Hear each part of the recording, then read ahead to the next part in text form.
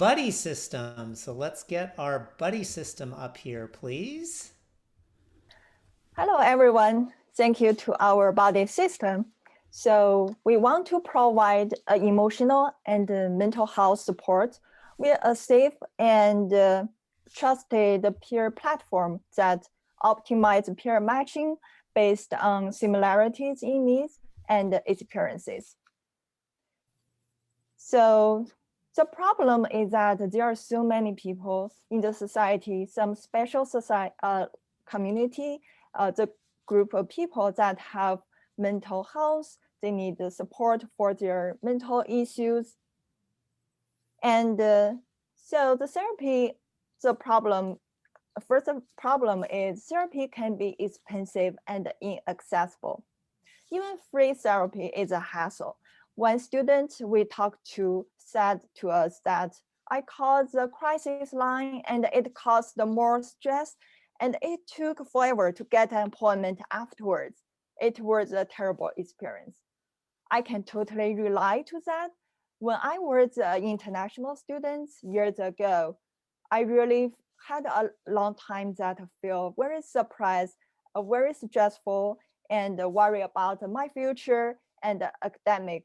So looking back to that time, I really feel it would be great and very supportive that had a system could provide a peer support system to resolve the mental issue I had. And also the other reason that there is a lack of shared experience between the therapist and the patients. Some students told us that the therapist couldn't possibly relate to what I am experiencing. And the solution we provide is a trusted and trusted peer that will be matched up to those with similar backgrounds and experiences.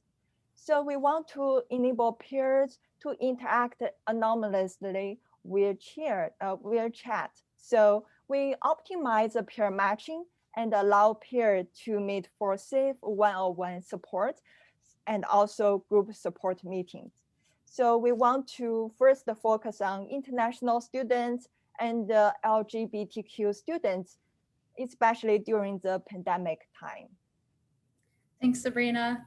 So why us and why this team? We are a passionate group of students with experience in mental health, mental health training and mental health struggles that we've faced unique to the LGBTQ experience as well as the international student experience. We also are currently in the I-Core program, the I-Core site program, and we're doing extensive customer discovery to make sure that we can really identify our customers' pain points and we're providing a solution that will really matter to them. So our plan is before developing the technology, we want to piece together tech platforms that will look like the solution. So we're going to utilize a text-based platform like Twilio and then video conferencing like Google Meets. And we also want to make peer leader training available. So we would like to kick the cohort off with training a few peer leads. And we're targeting peer leads in psychology programs as they could utilize this training for experience. Our goal is to start off in cohorts so we can end a cohort and then look back to see where we can improve. We want to iterate on this. And then once we have found what works best, begin to build the product so we can better automate the process. And we're going to measure success by setting a baseline, interviewing our peers throughout the process to make sure that this is going to be beneficial and that they are having a good experience. The funds for this project will be used to facilitate the peer training and then also purchase the technology platforms like Twilio that we'll need to go ahead and kick this off. So thank you for your time and we look forward to your questions. Wonderful. Let's get questions from our judges, please. Theodora.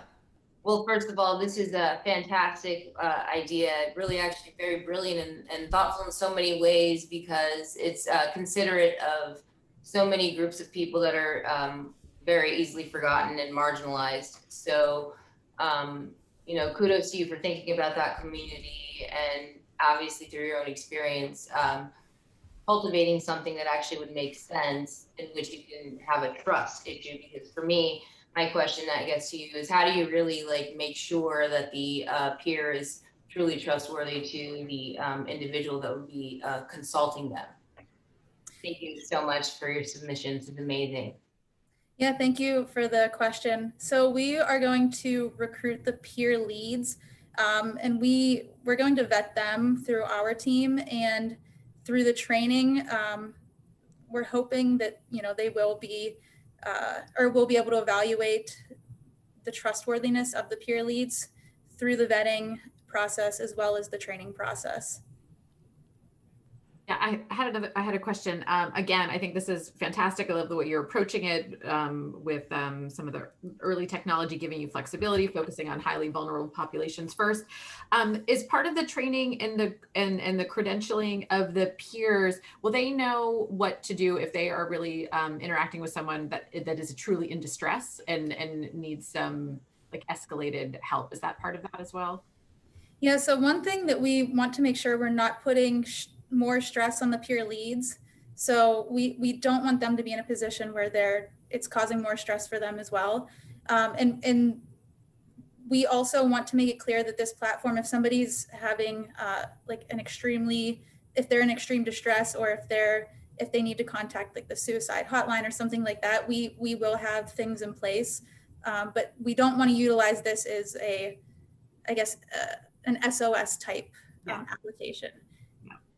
We really appreciate what you're doing, especially, as everyone said, for the vulnerable communities that you're serving. And we'd like to award you an additional $500 for your hard work and for your consideration.